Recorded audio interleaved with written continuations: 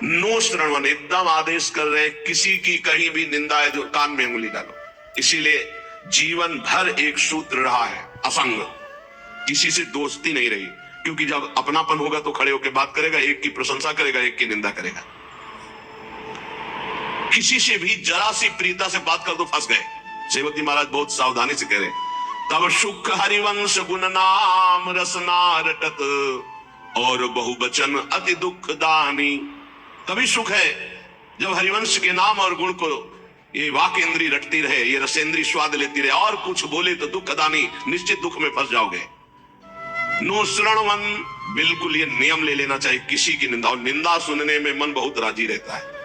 अच्छा, और बहुत हर्षित होकर जैसे उसको राजपद मिलने जा रहा हो, ऐसे पूरे एकाग्रता, ऐसा ना वेदांत का सिद्धांत सुनेगा, ना भक्ति का सुनेगा, ना भगवान की महिमा। निंदा हो रही है तो खसक के और नजदीक पहुंच जाए, पुनः बोलो हम सुना नहीं, और अच्छा ऐसा हुआ, और आगे क्या, पूरा रसास्वादन उसमें डूबे चले जा रहे हैं। ये नहीं पता कि ये हमारे सारे पुण्य नष्ट करके नरक का रास्ता बन रहा है।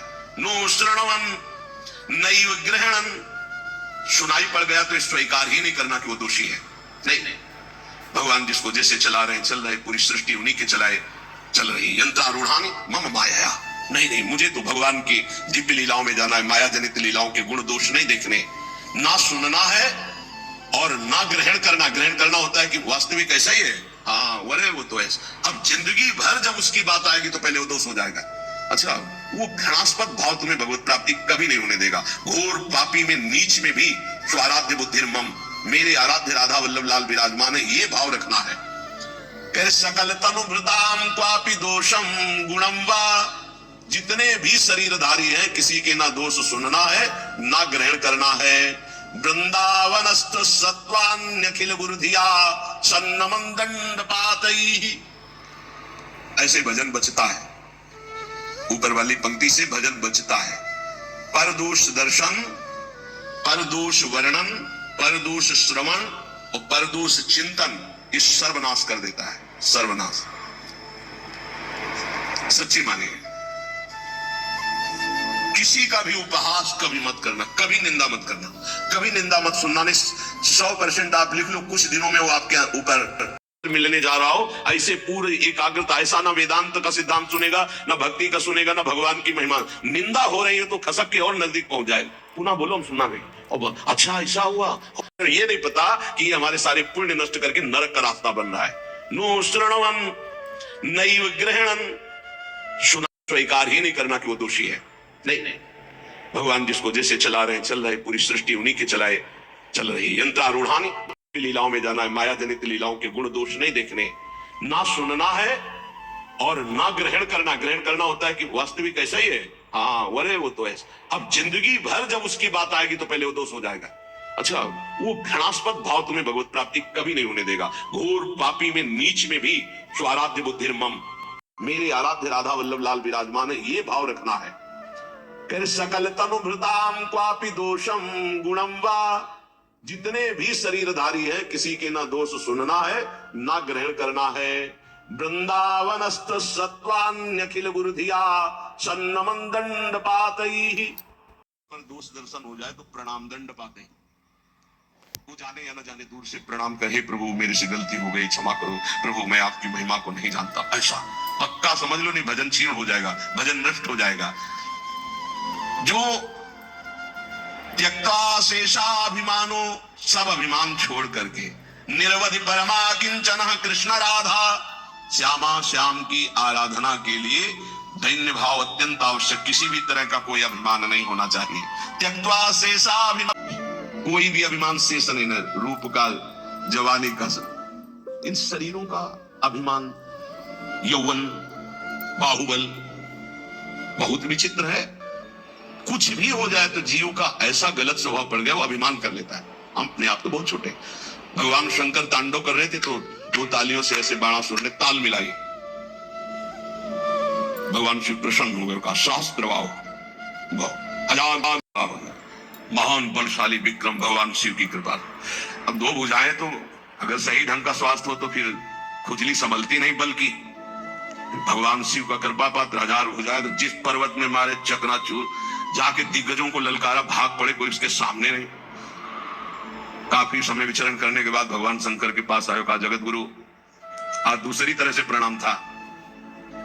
भगवान शंकर ज्ञान समुद्र, बोले गुरु खुजली हो रही भुजाओं में। बोले मतलब? बोले आओ, आप ही आओ, हमारे बल दिया है बाजार भुजा है तो आपसे युद्ध करना चाहता हूं। मुस्कुरा दिए। भगवान ने कहा एक माली भी जिस पौधे को सजाता उसको उजाड़ता नहीं। तुम्हारी भुजाओं की खुजली मैं तो नहीं मिटाऊंगा, लेकिन मेरे समान बलशाली आकर मिटा देगा। तो जब प्रद्युम्न पुत्र अनिरुद्ध और उषा जी का बड़ा एकांतिक मार्मिक प्रसंग है कि उषा जी ने स्वप्न में देखा अनिरुद्ध जी को पहली बार। अब वो विकल, ना उनको भोजन अच्छा लगता, ना नींद अच्छी लगती। तो जो उनकी परिचर्या में वो नौ कुमारी थी, आसपास राज सैनिक वयोवृद्ध या जो स्त्री पुरुष दोनों नहीं है उनको लगाया जाता था। राजकुमारियों की महल की सुरक्षा में वयोवृद्ध, अनुभवी या जो स्त्री पुरुष दोनों नहीं उनको लगाया जाता था। तो ऐसी व्यवस्था में उनके पास सखियां सेवा में रहती थी। कभी कभी कोई सूचना मिलने पर बाणासुरा के, अब उषा जी को इस तरह विक्षिप्त देख करके ना भोजन ना नींद न बल, उनकी एक बहुत प्रिय सखी चित्रलेखा थी जो बड़ी योगिनी थी, शक्ति संपन्न थी। उसने कहा सखी मेरी सखी होते हुए तुम इतना उदास, बोलो ना कोई ऐसा विषय है जो गुप्त विषय और तुम बता नहीं सकती, वही तुम्हें इतना विक्षिप्त कर रहा है। मैं समझ रही हूं कोई विषय तो है। उनका सखी मुझे एक स्वप्न में 9 कुमार के दर्शन हुए, बिना जी नहीं सकती, पर मैं ये नहीं जानती को है कौन, कहां का है, क्या है, पर स्वप्न में मैंने देखा। तो उनका स्वप्न में आपने देखा तो त्रिभुवन का कोई ऐसा नहीं है जिसका मैं चित्र न बना सकूं, और तुम्हारे सामने साधारण कोई आ नहीं सकता, क्योंकि साधारण से तुम मोहित नहीं हो सकती। तो मैं असाधारण महापुरुषों के परिवारों का चित्रण करूंगी, तुम केवल इशारा दे देना, मैं योगिनी अपहरण उसका मैं कर लूंगी। स्वप्न में देखा था अनिरुद्ध जी को। वो बड़े बड़े नागलोक, स्वर्गलोक, सब लोगों के बड़े बड़े जो सुंदर हैं, गंधर्व हैं, देवता हैं, यक्ष हैं, फिर मानव लोक का। यही भगवान श्री कृष्ण का चित्र आया तो मुस्कुराए, बोले बस कुछ मिलता जुलता ऐसा ये तो नहीं है। प्रद्युम्न नहीं, बस कहा बिल्कुल नजदीक पहुंच चुकी हो, मिलता जुलता ही चित्र है बिल्कुल। और जे ही अनिरुद्ध जी का आया सरो पड़ी, बोले यही मेरे चित्त का अपहरण कर दिया। बोले बहुत बड़ी जगह तुम्हारा स्वप्न होगा, आसक्ति हुई है, पता है द्वारिकाधीश भगवान श्री कृष्ण के नाती है अनिरुद्ध जी। सुदर्शन चक्र का रात दिन पहरा रहता है द्वारिका में, किसी का भी प्रवेश नहीं। बहुत महान जगह तुम्हारी आसक्ति हुई, पर मैं अपने प्राण त्याग कर भी सखी तुम्हें मुस्कुराते देखना चाहती हूँ। तो उनका अगर मुस्कुराते देखना चाहती थी इनसे मिलवा दो। स्वप्न में देखा था। भगवान सुदर्शन चक्र से प्रार्थना की, वो योगिनी थी कि बिना भगवान श्री कृष्ण की इच्छा के अनिरुद्ध जी का उषा जी के स्वप्न में जाना असंभव है। वो संभव हुआ तो श्री कृष्ण इच्छा से। तो हे सुदर्शन जी, आप भगवान श्री कृष्ण के पार्षद हैं, यदि श्री कृष्ण की इच्छा से ऐसा हुआ है तो मुझे उनकी इच्छा का संपादन करने के लिए आप निर्विघ्न मार्ग दीजिए। चली गई। सुदर्शन जी ने बादल ही पूछ पलंग से उठा लिया अनिरुद्ध जी को। योगिनी थी, महल में राके उषा जी ने देखा जो मेरे स्वप्न का विषय थे वो साक्षात गले लग गई चित्रलेखा जी की और कहा तुम धन्याति धन्य मुझे कर दिया। अनिरुद्ध जी की जब आंख खुली तो अपना महल नहीं है तो धैर्य पूर्वक समझाया कि मैं अपहरण करके लाई हूं, ऐसा ऐसा ऐसा। भगवान श्री कृष्ण के पुत्र कामदेव प्रद्युम्न जी और उनके पुत्र अनिरुद्ध जी ये भगवान ही है। वासुदेव संकर्षण प्रद्युम्न अनिरुद्ध, जैसे राम लक्ष्मण भरत शत्रुघ्न, ऐसे ही वासुदेव संकर्षण प्रद्युम्न अनिरुद्ध, ये भगवान ही 4 रूपों में, भगवत स्वरूप अनिरुद्ध जी। अब तो क्या हास्य विनोद, विविध प्रकार की क्रीड़ाएं। जो वयोवृद्ध संरक्षक थे एक बार निकलते हुए उषा जी को देखा, बाणासुर को सूचना पहुंचाई कि आपकी बेटी के हाव भाव और प्रसन्नता को देखकर लगता है किसी पुरुष का संयोग हो चुका है। तो उनका सबकी गर्दनें उतार दी जाएंगी, बाहर से कौन पुरुष जा सकता है? तो बोले वचन देता हूं इतनी भारी सुरक्षा है कि बाहर से वायु भी बिना अनुकूल हुए हमारे नहीं जा सकती। दैवी शक्तियों का पहरा है। बाणासुर की कुल माता थी जो पूरे नगर की रक्षा करती थी, पर योगिनी चित्रलेखा जी की इस चाल को कोई नहीं जान पाया था। बाणासुर ने कहा ऐसा क्यों, मेरी बेटी को कोई दूषित कर दे मुझ जैसे बलवान के होते हुए, अब उसको कौन रोक। सीधे जो ही गए सब पलंग पे उषा जी और अनिरुद्ध जी पास खेल रहे थे और सखिया बेटे हास्य विनोद। जेवी अनिरुद्ध जी को देखो, उषा जी ने देखा, अनिरुद्ध जी तो सिंहवत बंदी बनाने के लिए लाख कोशिश की, मार मार के सैनिकों को। भगवान के स्वरूप है अनिरुद्ध जी। आखिरकार महाबली बाणासुर अपनी शक्तियों का प्रयोग करके अनिरुद्ध जी को बंदी, देवर्षि नारद जी बहुत खोज कर रहे थे अनिरुद्ध जी की, उषा जी के महल में बाणासुर ने बंदी बना लिया है। बलराम जी ने सुना, ये जानते हुए कि हमारा वंशज और उसको बंदी बना लिया, शोणितपुर को नष्ट कर दूंगा। अब बलराम जी द्वारिकाधीश, पूरा वैभव, सूचना मिली युद्ध की, तो इधर अपने चेला के साथ भगवान शंकर, बलराम जी के साथ द्वारिकाधीश, आमने सामने युद्ध प्रारंभ। भगवान शंकर पशुपतास्त्र तो नारायणास्त्र दिव्यस्त्र। भगवान श्री कृष्ण ने इशारे से कहा कि आप ही का तो रचा हुआ सारा खेल अपने चेला की भुजाओं की खुजली मिटाने के लिए आपने ही तो हमें बुलावा दिया है। एक बाण मारा भगवान श्री कृष्ण ने, जन्मणास्त्र, बाणासुर की भुजाओं को जब 4 रह गई, सब काट दिया। भगवान से बस प्रभु बस। बोले प्रभु मैं तो आपकी ही आज्ञा का अनुमोदन कर रहा हूं। और आवेश में भरे हुए थे। इतने में उनकी कुल माता जो पूरे राष्ट्र की रक्षा करती थी, देवी शक्ति, वो दिगंबर होकर खड़े हुए। तो भगवान श्री कृष्ण, वहां लिखा हुआ कि यदि अचानक किसी माता बहन की किसी अंग पर दृष्टि पड़ जाए तो दोबारा दृष्टि न जाए। अगर किसी दिगंबर माता बहन की शरीर की दृष्टि आप दोबारा की तो सारे सुकृत नष्ट हो जाएंगे। भगवान होते हुए भगवान श्री कृष्ण तत्काल नेत्र फेर लिए और वहीं युद्ध का समापन हुआ। भगवान शिव जी ने समझाया कि उषा और अनिरुद्ध जी का विवाह हुआ। ये अहम इतना पुष्ट है कि अपने गुरुदेव से कह रहे कि मेरी भुजाओं की खुजली मिटा दो। यहाँ के त्यक्त्वा शेषाभिमानो निर्वधि परमा किंचन कृष्ण राधा। यदि आप अपने भजन को बढ़ाना चाहते हो तो नो श्रवण नई ग्रहणन, ना किसी की निंदा सुनो और ना स्वीकार करो कि ये दोषी है। सकल तनुरताम का दोषम गुणम वा, पूरी सृष्टि के किसी भी जन के दोष या गुण स्वीकार मत करो। गोस्वामी तुलसीदास जी बहुत बड़े महापुरुष हैं। आज तक, बचपन से लेकर के आज तक, वो एक बार आए थे भक्तमाली जी, उन्होंने कहा मुझे तो ऐसा लगता है कि आपके ब्लड में ही रामायण है, ब्लड में ही गोस्वामी तुलसीदास जी। का मान लीजिए ऐसा ही है, क्योंकि जहां जन्म हुआ वहां का वातावरण ही ऐसा, क्योंकि जहां जन्म हुआ वहां का वातावरण ही ऐसा था। डीएनए में ही तुलसीदास जी है। सच्ची बात है, कोई प्रसंग नहीं जाएगा जो विनय पत्रिका और रामायण से उसका। तात सुनहु माया कृत गुण अरु दोष अनेक, गुण उभय न मानई, मानहि सो अविवेक। न गुण न दोष किसी के, सब में भगवत भाव। त्यक्त्या शेषाभिमानो, ये बहुत कठिन है अभिमान का त्याग करना।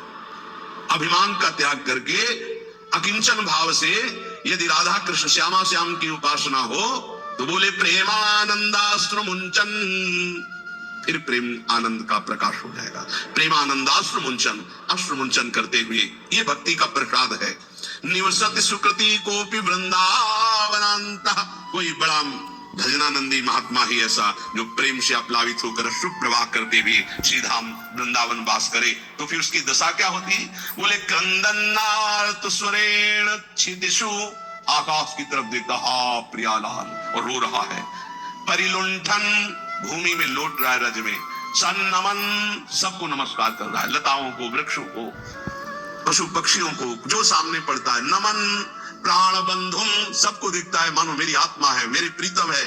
कुरुवंदन्ते तृणान्या ददनु करुणा दृष्टे काकुकोटि, सबसे कृपा कटाक्ष, मुझे अधम पर कृपा करो। ये हमने देखा है वैष्णवजनों, मुझे अधम पर कृपा करो, मेरा भजन बन जाए, हम पर श्री जी करुणा करें, मेरा नाम जब चले। और रात दिन भजन कर रहे हैं। और काकुवाणी, दैन्य वाणी के द्वारा सबसे बर्ताव।